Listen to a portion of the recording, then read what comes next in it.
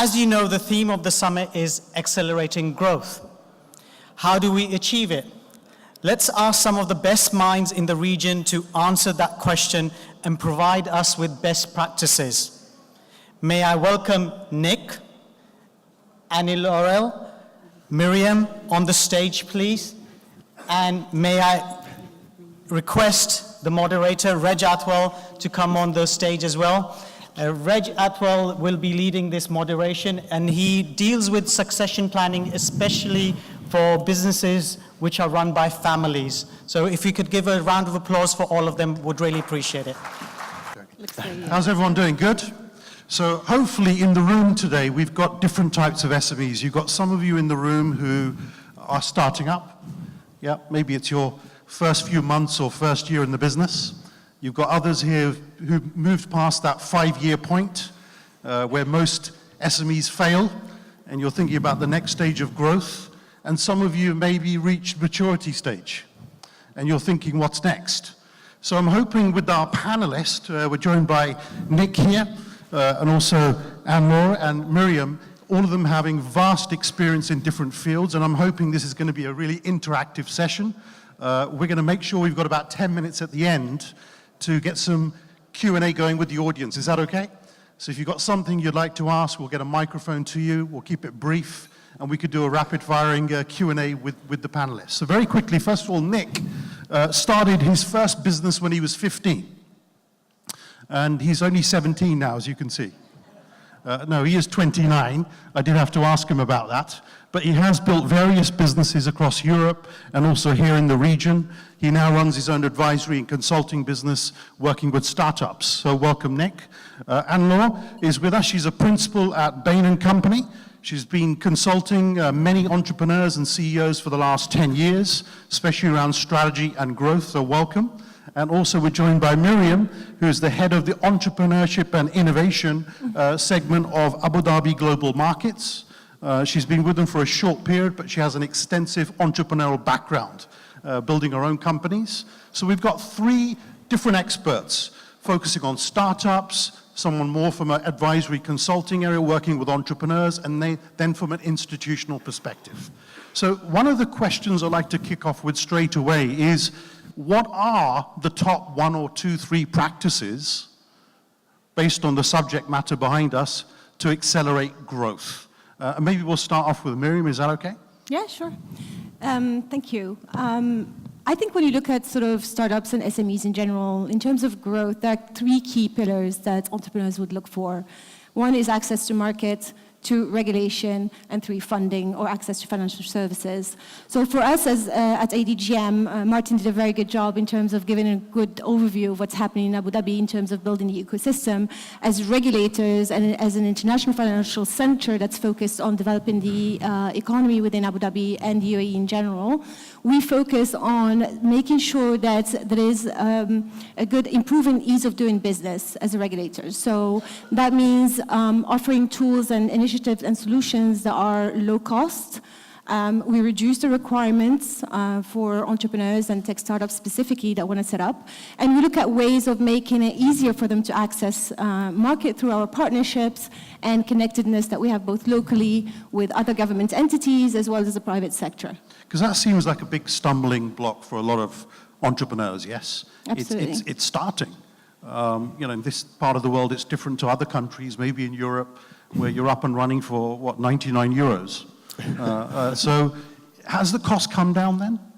Well, ADGM is offering the best cost-effective license at the moment, and it's becoming very, very popular. We have seen a huge amount of interest, and that's a testament to the fact that we are solving one of the key challenges, which is low cost to allow entrepreneurs to really hit the ground running.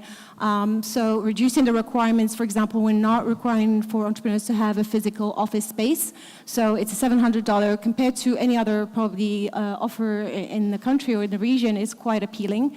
There are no hidden costs really. So this is really done by the Abu Dhabi government and ADGM to make sure that we embrace entrepreneurship as a key economic sort of growth area, and to make sure that we make it easier from a regulation point of view to allow these entrepreneurs to start and scale.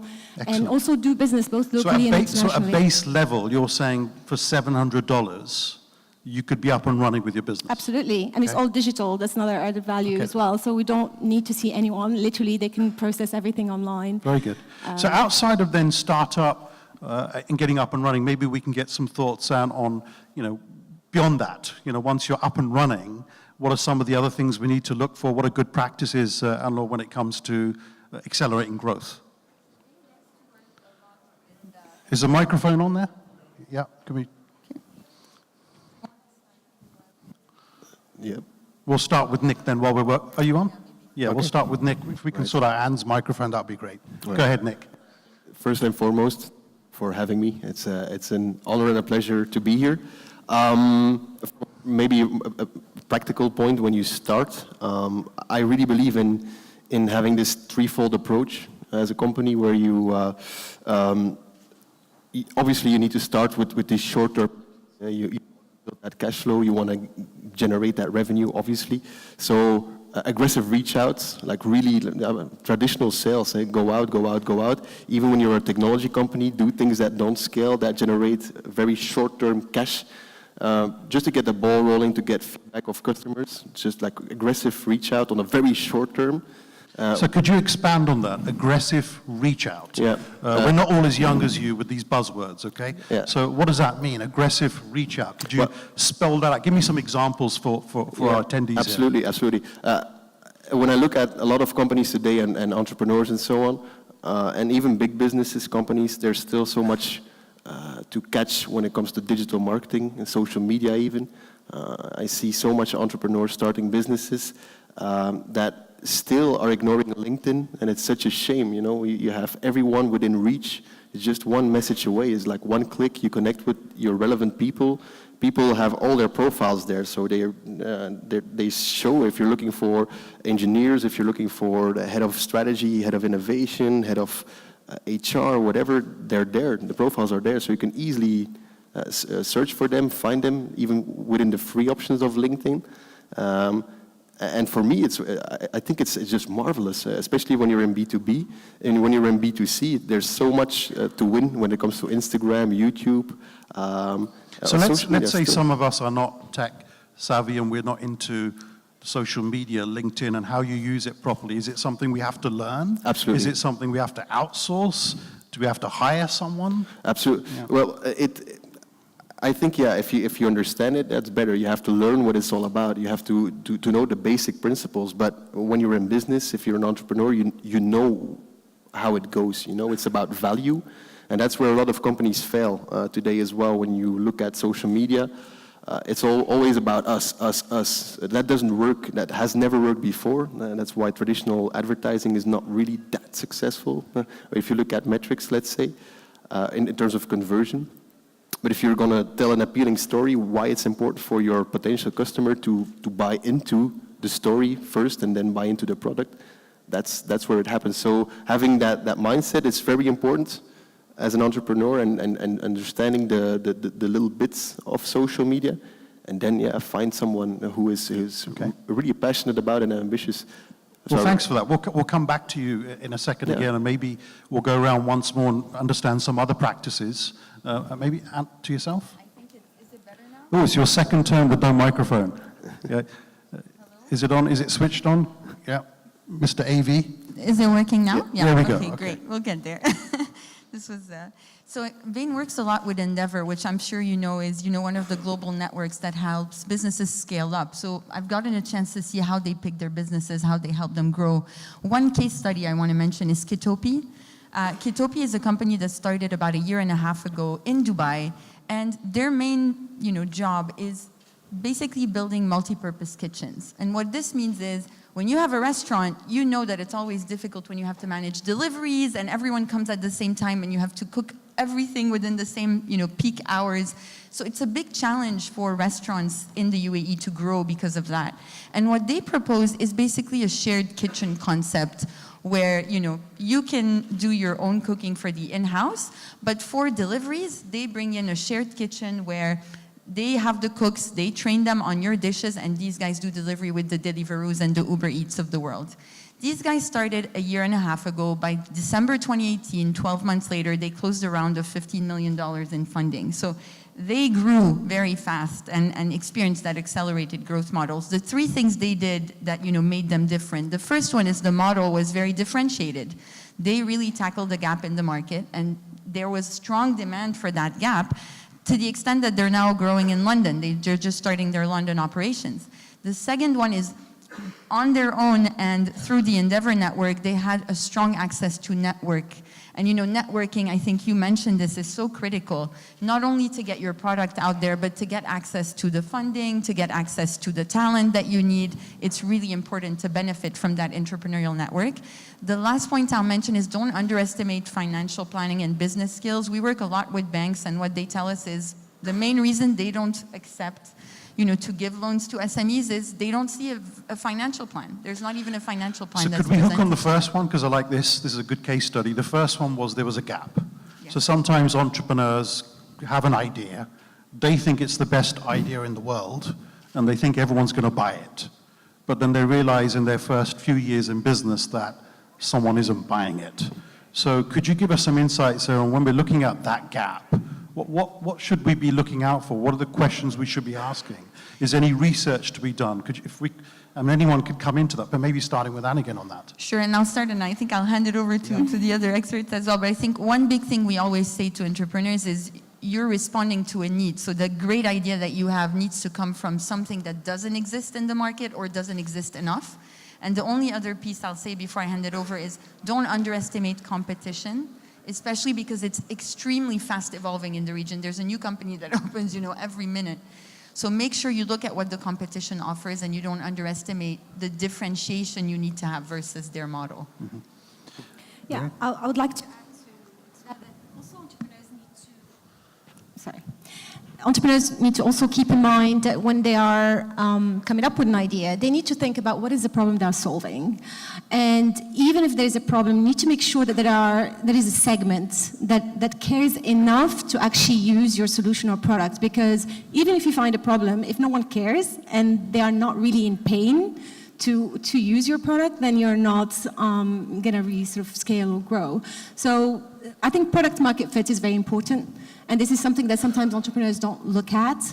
Again, coming back to networking, this is where networks can be used to really test the idea, to reach out to the market before, to work on MVP, sort of before you go into market and you invest really in the product. How many people do you need to reach out to get validation that this is going to be good? This is a business that can grow, or only 3 customers are going to buy in the next 12 months and it's game over?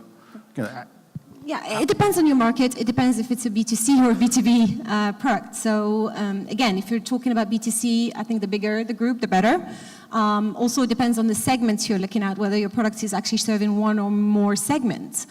So there are different criteria to consider when you're doing this. But yeah, reaching out to the market is very important. Okay. Nick, your views on any of this? Yeah, I think so there's these stages of companies when you start up. So you have indeed your ID phase where everybody thinks that they came up with $1 billion ID. The first thing you should do is wait for 2 weeks. Just write your ID down. Write your press release like is launching, blah, blah, blah, blah, blah. It's going to make $1 billion. Write it down and put it in a closet. Wait for 2 weeks and revisit that press release. If you're still believing your own mess that you wrote, then you should go ahead. And that's where you really need to go out and ask people, do you really have this problem? And if you find 12 people who say, oh yeah, I really have that problem, then you can go ahead. Then you can present the solution. And if you find 12 people that really believe in that solution, then you should go further. And if you then find 5 people who are taking their wallet and giving you actual money, then you should start building it. Up until the point that you can find 5 people to commit to give you actual money, you shouldn't do anything, from what I think. So long as the 12 people aren't family and friends to begin with, you should be okay. You should, no. So you really should go out there, because obviously it's like the ugly baby syndrome, and nobody's going to call your baby ugly, especially if they know you. So you have to go out there and just say, like, I'm an objective researcher, just want some feedback for this. So people, you're not gonna get these flawed things. So a bit more solution. research, a bit more putting it out there, make sure there is some traction, make sure someone is prepared to pay for it.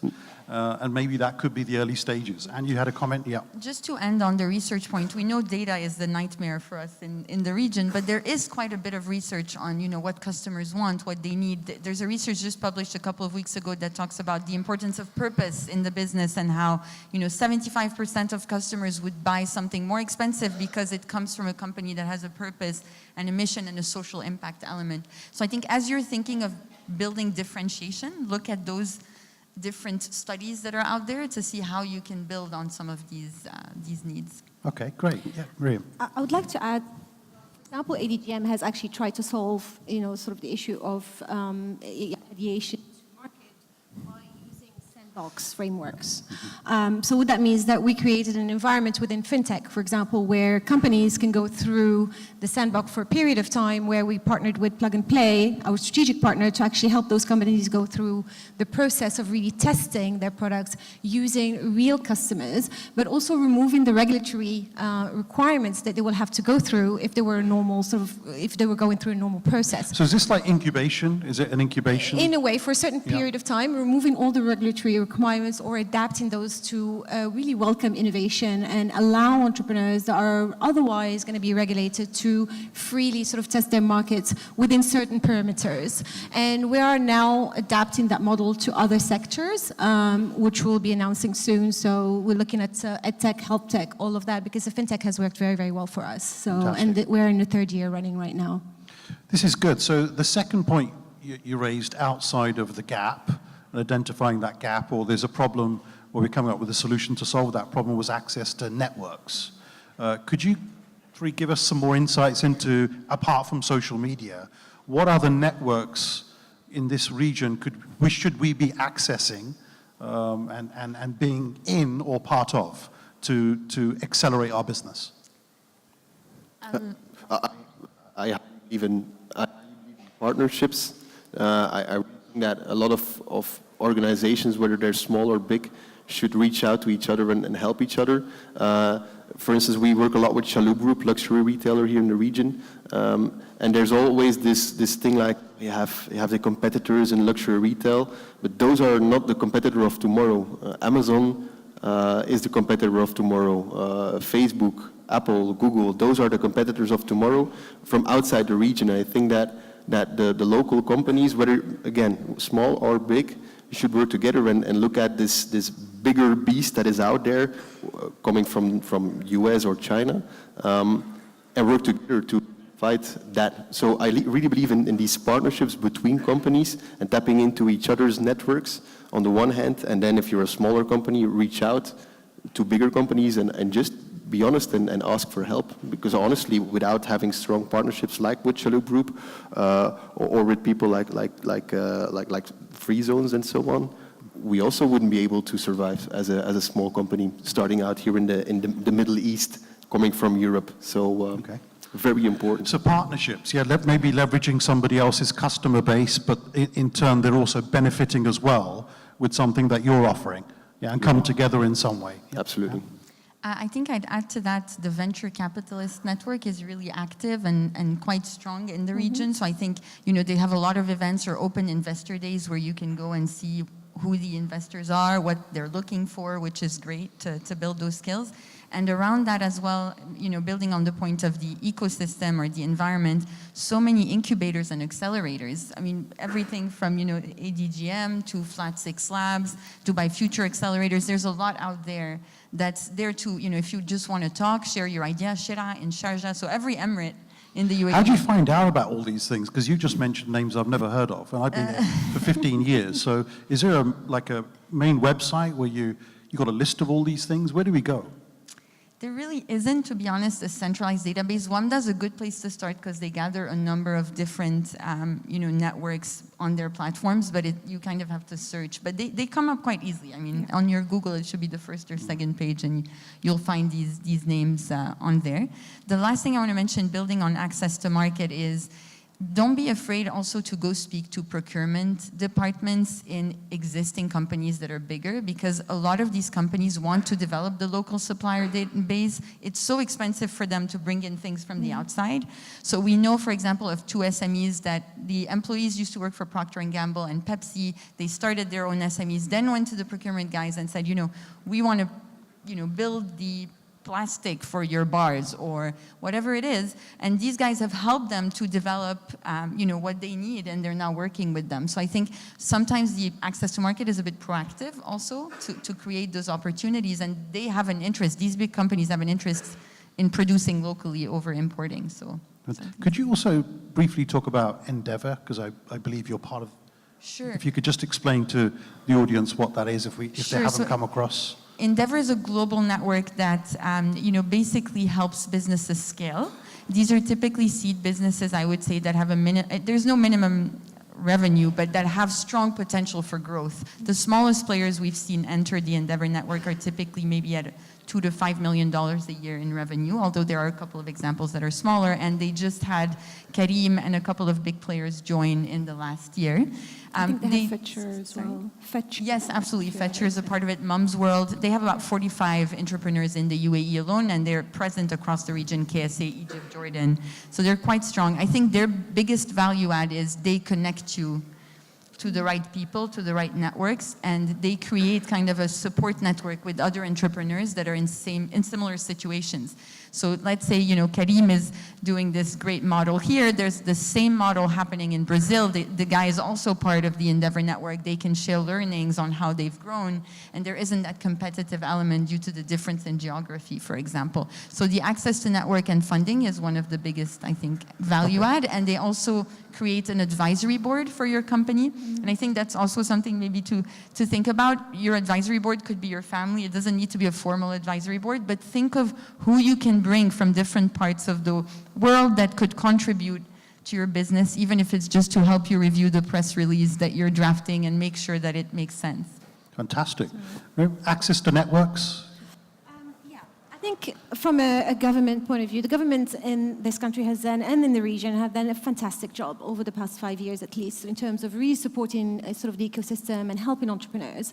And I think Anne touched on quite a few areas that entrepreneurs can tap into. These are meetups, again, sort of, going to founders to get advice. I mean, one of the amazing thing about mature ecosystems is that founders are very well connected. Usually founders that either exited the market or are at a mature stage, they give back. They really connect with early stage startups to help them to share the expertise. You can really sort of make a difference by having that advice. Again, board of advisors, connecting with investor VCs, connecting with government entities to try and lobby changes as well, because that's another advantage of being here, is that the governments are open and they are listening, they're looking at challenges that need to be sort of lowered to help entrepreneurs. So it's across the spectrum, looking at connecting, you touched on this, procurement, really looking at corporate innovation projects, looking at accelerators, incubators,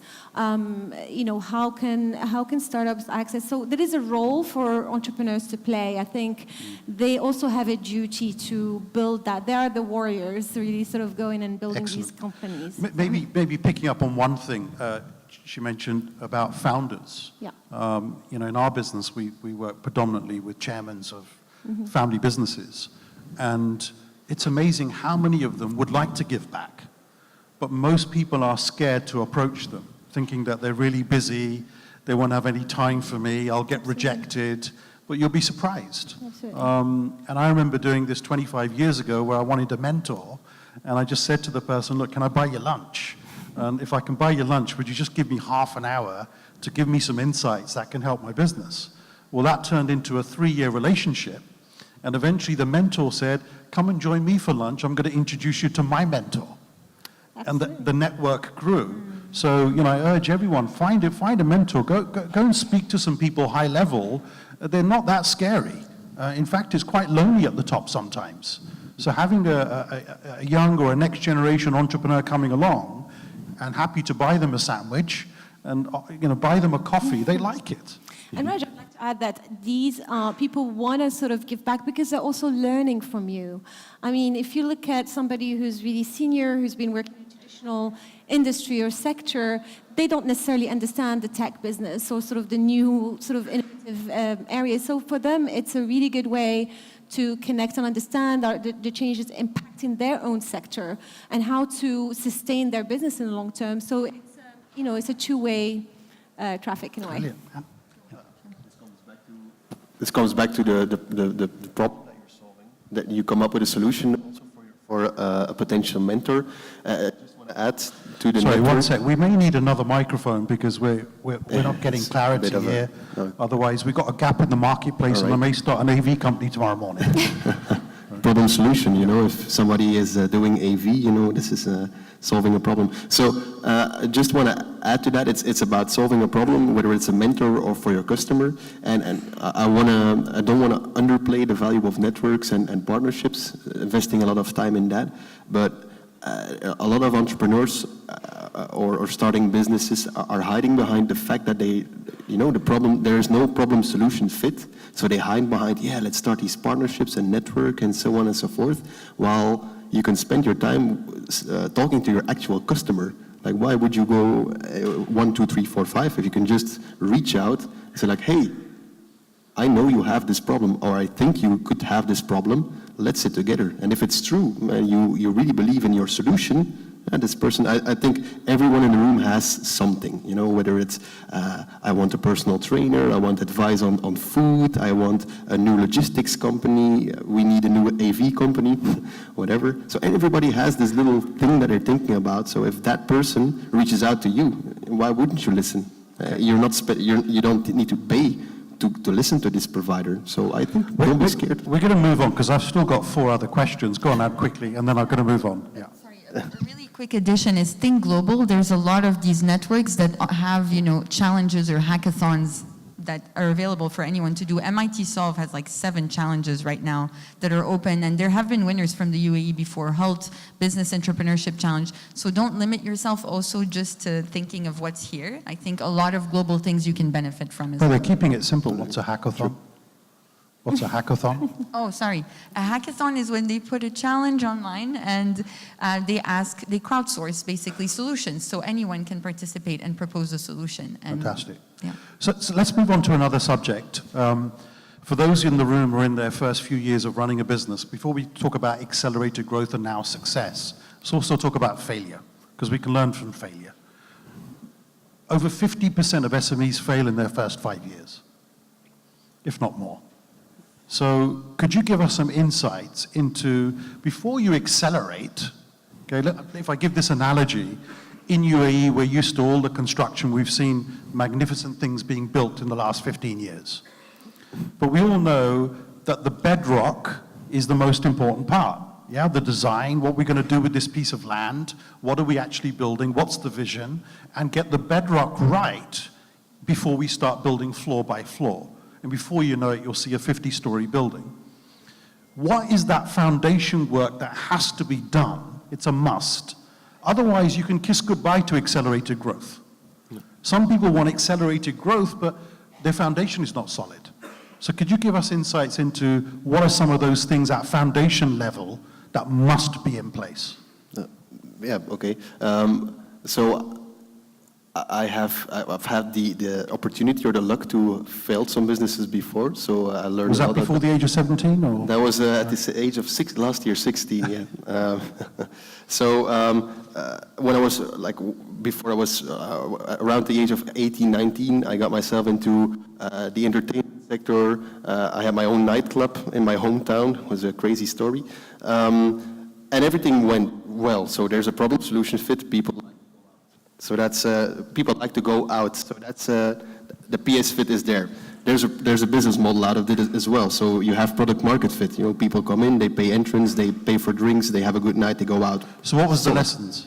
The lesson was number 3. So if you reach past that point, problem solutions fit, product market fit, then you have number 3, scaling, and there you die because of competition. So you're not good enough to compete, which I don't think that was a problem. The biggest problem for me was I was not ready. It was personal traits. and or corporate skills. I lacked financial skills. I didn't know how to do my administration. I wasn't the best manager of the club, and so on and so forth. So there's a lot of businesses that if you reach to that point, so if you have a great solution for a problem, if you have a good product for the market, if you reach there, if you're lucky enough to reach there, if you fail, most probably it will be because you lack these corporate skills, finance, legal, HR, managerial, or, and that's an unpopular thing to say, if I look at a lot of startups, once they receive funding, it's like, halas. Now we're there, we got some millions, let's go to, Ibiza. Maybe picking up on two things he said is one would be, what are your skills? And where are the other gaps when it comes to skills? Yep. Because that could lead to failure. So that was one thing coming up. Absolutely. And the second one was you also mentioned competition. Yeah. You've got to know your competition. We all think that we're the only ones doing this, but there's 50 others doing it as well. And they're also at home going, oh, what shall I do next? What's my plan? What's my strategy? They're accessing networks. So we forget that sometimes. So two valuable points there. Maybe we'll get some insights from Anne next. Is that okay? Sure. So I think just to build on that, we talked about the importance of having a business plan, right, when you start. There is such a thing as growing too fast. There's a lot of businesses that fail because they're just selling and overselling, and they can't, their systems, their talent, they can't sustain that. So I think a really important part is also updating your business plan before you accelerate your growth, to think about it in a realistic way and have realistic growth targets. And the talent piece is super critical. I mean, you mentioned the skills, so the founder skills, that have to kind of evolve because you start from being alone to having a team that you need to manage. But also finding the talent for your team is super difficult. I mean, we see a lot of startups that really struggle, when they're alone, it's fine, but when they start to grow and they have to hire a CFO and a CTO and all of these different roles, finding the right person that can also have the commitment to your business, the same commitment that you have, is hard. So that's the second thing. What if you're in a catch-22 situation? So, lots of these conferences talk about talent and HR and so on. You want to hire someone, you need someone, there's a gap, but you just can't afford it. And you're stuck. What do you do? Do you want to? One way of dealing with that is to look at having a sort of group of advisors. Again, you have the human capital side of things, but also having a good board of advisors that can actually share experiences. Again, other founders that can share sort of, their own journey with you can help. Yes, finding the talent is critical, depending on which industry, again, you're in. If you're in the tech industry, it's even more important, it's harder. And this is a global problem. It's not just here in UAE. And I think there are areas where, for example, us as an enabler at EDGM, we try and connect investors with founders, with accelerators, with incubators, really and even service providers that can provide some of the skills that you mentioned, Nick. For example, how to structure the legal aspect of your company, how, if you're looking at the IP registration, really what to look for, why should you be registering that, how to approach investors, when to approach investors. So these are critical skills that sometimes founders ignore until it's critical, or it's probably too late. So what you're saying is you can access talent in different ways. Absolutely. It doesn't mean someone has to be on payroll tomorrow morning. No. There's a lot of nonprofit networks that do this without taking any equity or anything. Consultant coach for a cause, Shira. I mean, a lot of these entities, you can go and get companies like Bain, like legal companies that are volunteering their time to help do business planning, legal planning. So don't hesitate to go and test that. And if I can just add one thing, Please, sorry, the last thing we always forget, because it's not the most exciting part, is get your systems ready before you grow, because the IT and all that stuff is things you don't necessarily think about, but a lot of companies struggle when that happens. So just to add, I was recently with an entrepreneur, chairman of a business. It's a $500 million company, has over 20 businesses in the portfolio, and he's achieved this in 18 years. So I asked him, what'd you put your success down to? And he said 3 things. He said, 1, common sense. 2, following my gut, my instinct. And 3, always have surrounded myself with the right people. He's never been on any business school course, any program. He hasn't had time in the 18 years, but has still been successful. So do you think sometimes we can also overcomplicate it with business plans and other things? And where does common sense come into it? Where does gut feel or instinct come into it? A bit like there was an interview going on earlier with a successful businessman. When does that kick in? Maybe, yeah, okay. Use 3 microphones at the same time. It's fine. Hello, all these microphones.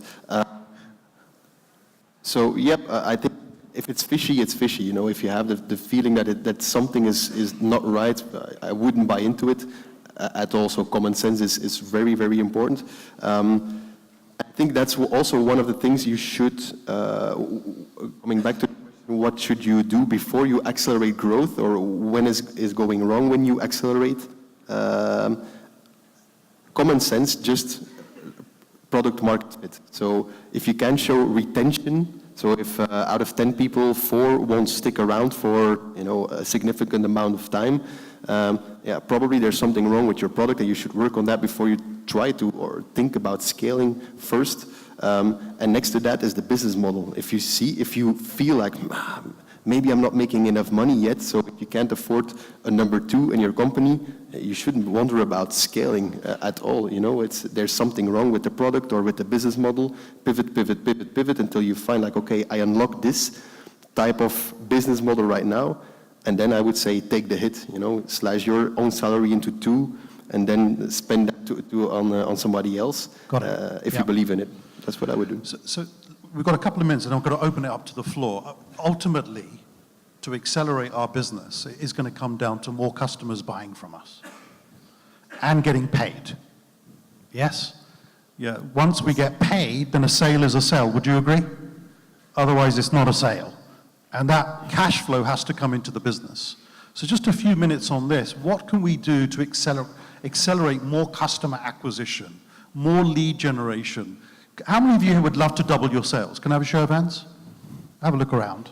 And if that happened, would that sort out half your problems? Yes or no?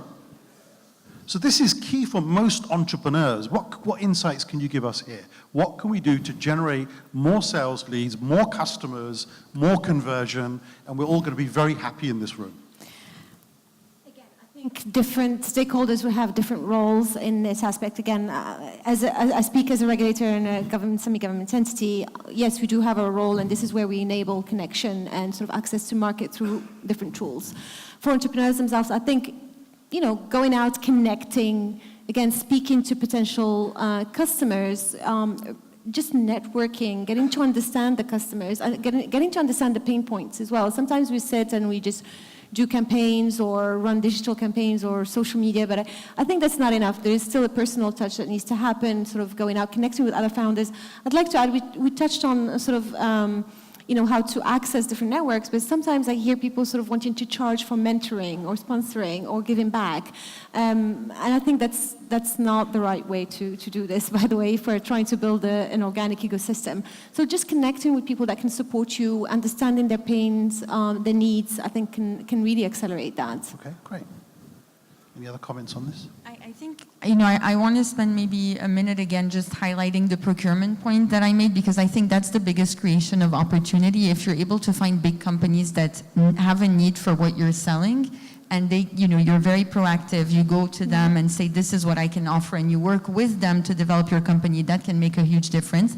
The other thing that you just mentioned and is really important is maybe also think to expand your network of looking at co-founders. It's a really sensitive and big pain point, and I know a lot of people struggle with it, but I also have worked with SMEs that have been able to really grow because they found the right co-founder that had the right access in terms of market and networking, and that completely expanded the potential of what they could do. Maybe very practical. What I would suggest is writing down your funnel. So you have these steps: awareness, acquisition, activation, revenue, retention, referral. So everybody who say that once more for everyone. Everybody that put up their hand, just write down these words: awareness, acquisition, activation, revenue, retention, and referral. If you look at these 6 words, think about what is the situation today. Am I happy with the awareness of my company, with the acquisition that I'm having, the activation of my customers, revenue that is coming in, retention of customers, and the referral of those customers that stick around?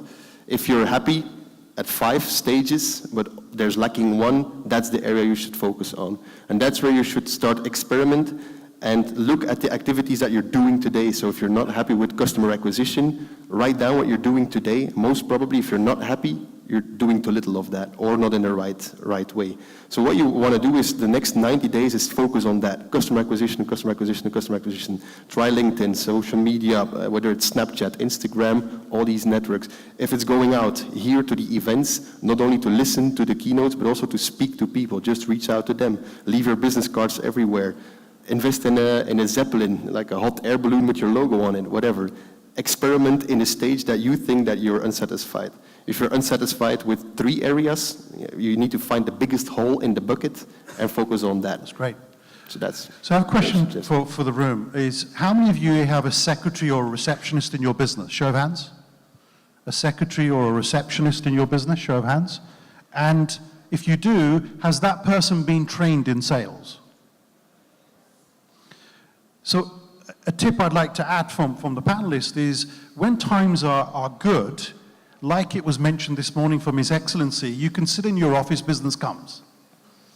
But when you're in a tough market, and we're in that cycle right now, everybody in the organization has to be supporting customer acquisition.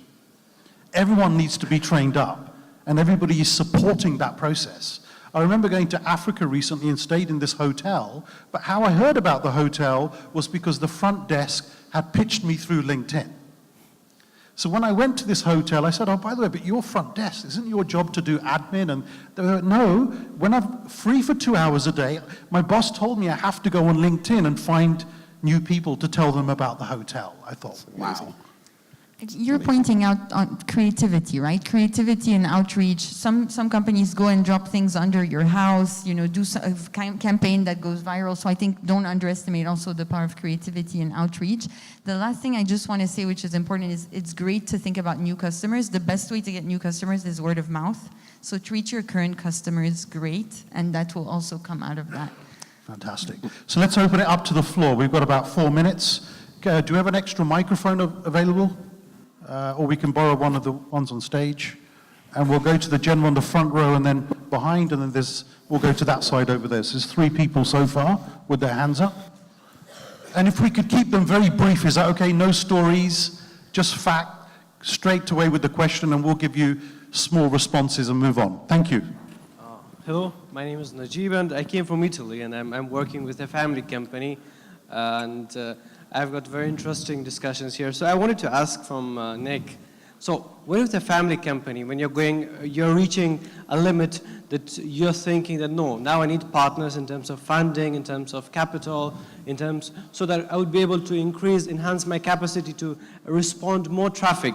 So in that case, what should be the criteria for looking at that before entering with a big player in the market? And sorry, just repeat the question once more. So when you're reaching a stage with a family company, that no, now you have to go beyond a family company, you have to include other big players in this business with you, especially in terms of funding with you. So what do you think should be the criteria before you consider to go with them? What should you have in mind at that stage before you take that big risk? Thank you. Customer retention, so at least 40% of customers that you acquire should stick around. If you can't show that 40%, don't think about it, pivot first before you have that solid retention. So that's one. And then very easily you should really be able to calculate the customer acquisition cost per acquisition channel, and that should be lower than your customer lifetime value. You shouldn't do that on a company level, but on a channel level. So if you're doing social media marketing, calculate how much it costs to acquire one customer, and look at the lifetime value that an average customer brings to your company. And if social media, for instance, has the lowest acquisition cost versus lifetime, that's good, because then if you go to an investor, you can say, I'm spending $1 to make $10 on Facebook, so I need 1 million from you to make 10 million. Okay, we've got to move on. Next question. Sorry, because I've got to get a couple of questions and be fair to the audience. Yes, sir, behind. Yeah. Thank you. Yeah. My question is for Miss Anne-Laurie, and it's a little bit out of context, so please excuse me. As an entrepreneur, how can I calculate the right amount of money I need in order to decide that I am now ready to launch my startup and survive? Maybe we can do a follow-up one-on-one because this is a longer answer, but it really depends on your business, to be honest, because it depends on the amount of fixed versus variable costs that you have for what you need to do. But I've seen companies start with 10,000 dirhams, but if you're doing something that's, and with a $700 license, but if you're doing something that requires physical infrastructure, that requires, fixed costs, then it's a lot more than that. So maybe we can connect outside. There was a gentleman right at the back who had his hand up. Where has he gone? Yes. Meantime, yeah, go ahead, Nick. Maybe in the meantime, would add to that, start very lean. So instead of going for like very big investments in R&D or production, make the prototype and then go to customers and ask, would you be willing to pay? Or even just ask for money. And if they don't want to pay, start to work on the prototype first before you invest $1 million or more, or ask even for money. Don't forget the panelists are going to be around after, so grab them and ask them. We've got one gentleman here, and then we're going to go to last question over here, and we're out of time. Yes, Hi, sir. good afternoon. I'm Florendo from Black Pearl and Pearl's Typing Center. So I've been running the business now for 2 years. I think the most problem that entrepreneurs are actually facing is that it's not about the ideas, the people that they have. It's about the clients that they're actually dealing with. As a SME or as a newcomer in the market, we are perceived as a cheap option, right? When you say cheap option, they bargain with the fees, they bargain with the payment terms, and that actually stopped us from accelerating our growth. So you as a... So what's the question? The question is, yeah. How are you going to counter this, problems or challenges that we're facing? So if you're coming across, to understand, you're coming across like the perception to the customer, you're coming across like you're cheap? Yeah. And how do you overcome that? Miriam? I think sometimes Just use the microphone, yeah. Sometimes you focus too much on price. I think the first thing to do is to look at how are you adding value? How are you creating value? What is the positioning of your service or product in the mind of your customer? Because if you focus too much on competition and whether you're priced, better or lower, you're going down the wrong path because you will basically spend your life doing that. Instead, I think as an entrepreneur, you should focus on what is the unique selling point that your solution offers, and what is the value that you can create in the mind of the customer, not in a dollar price. I think that changes the conversation. And again, this goes back to understanding the needs, understanding the pains of your customer rather than trying to force a product down and sell and then move on. Retention is another area we touched on. I think it's very important. By retaining your existing customers and making sure they're happy, having word of mouth tends to generate sort of better revenue and growth as well. We're out of time, so if we're going to squeeze in one more question, it's got to be brief. Sir, yeah, sorry, if we get a chance, we'll go to you. If not, we have to move on. Please. Okay, very briefly, increasing acceleration, changing the momentum of a business underlies an assumption of higher risk. It's one thing to lower the barriers to start a business, but what about the regulatory framework changes that are needed to protect entrepreneurs from risks of bankruptcy, where we are in an environment where individuals who start a business assume risks beyond the corporate structure. And is this going to be addressed anytime soon? Who would like to respond? But it's got to be brief. Miriam, maybe from an institutional perspective? Yeah, of course. Again, wearing the regulator's hat, we are definitely considered a progressive regulator because we are looking at these challenges and how we can support. There are certain areas that are outside of our scope. I know that the UAE has implemented sort of solutions around this. For us at ADGM, we offer really a direct application of common law platforms. So when you operate under ADGM, you are basically applying UK common law, which is completely outside of the UAE jurisdiction. We have our own regulation, our own laws, we have our own court, our own arbitration center. So that allows us, our own board, to make decisions. So it allows us to be flexible and progressive. So we look at these challenges and see how we can solve them. The example that I gave earlier about the sandbox is exactly the kind of tools that we use to assess how we as a regulator can grow with entrepreneurs and really adapt our regulations to make sure that we embrace innovation rather than restrict it.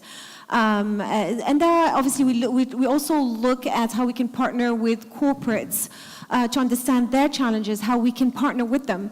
We partner with other government entities as well to see how we can collaborate.